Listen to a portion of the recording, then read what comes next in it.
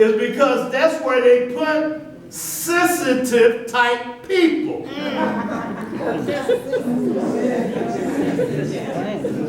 So you can consider me to be sensitive, if you will. Let me further define my sensitivity to you. Let's see if y'all can dig it. Lord Jesus, don't get me started. Play the tape. Hit the lights. Turn down the lights. I am Anderson Chester Hill II.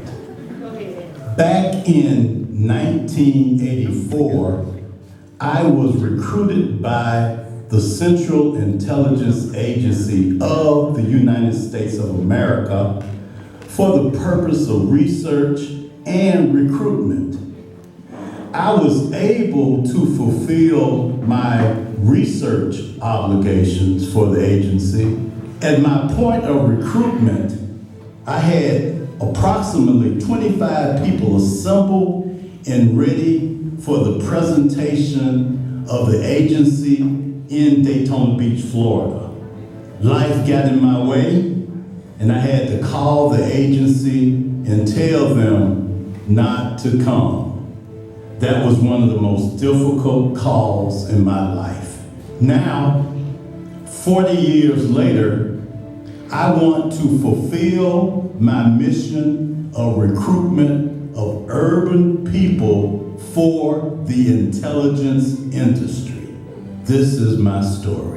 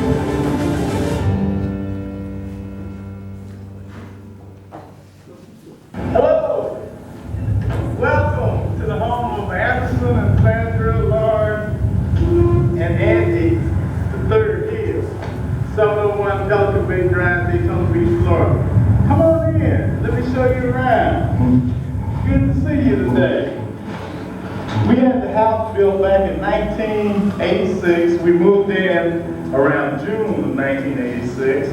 The house was constructed. Hey, Judge! The house was, Judge Graziano just passed by. She's a friend of mine. But anyway, the house was constructed on the corner lot of a little over a half acre. The acre was purchased back in 1986 for $60,000, and then we constructed the house on it at a total cost of about $240,000 back in 1986. It's been very enjoyable. We've had a good time. It's been a blessed house. This is a story of an urban fellow and external attorney for the most feared organization on earth, and one that has been said of not to be affected by domestic laws. Recall in your mind the horrific 9/11/2001 attack on the United States. When we located our true enemies, then one must come to understand that the initial response of defense and attack did not come from America's armed forces, but the CIA. Once the matter of attack was contained, then the military forces performed sustainment and political objectives.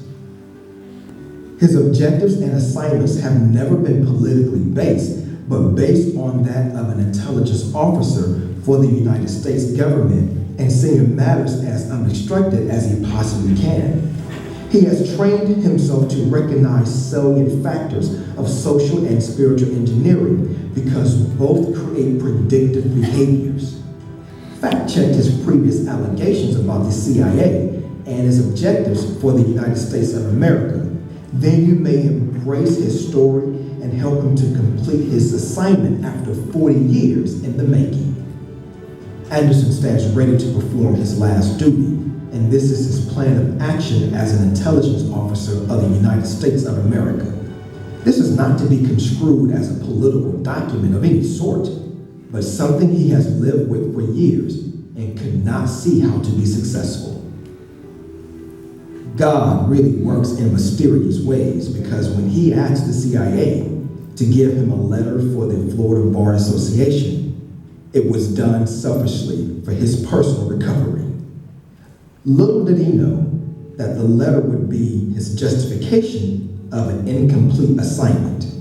This letter enhances his ability to continue showing the public that he made a serious mistake in life and paid a heavy price. But nevertheless, he always remained faithful to his accepted mission.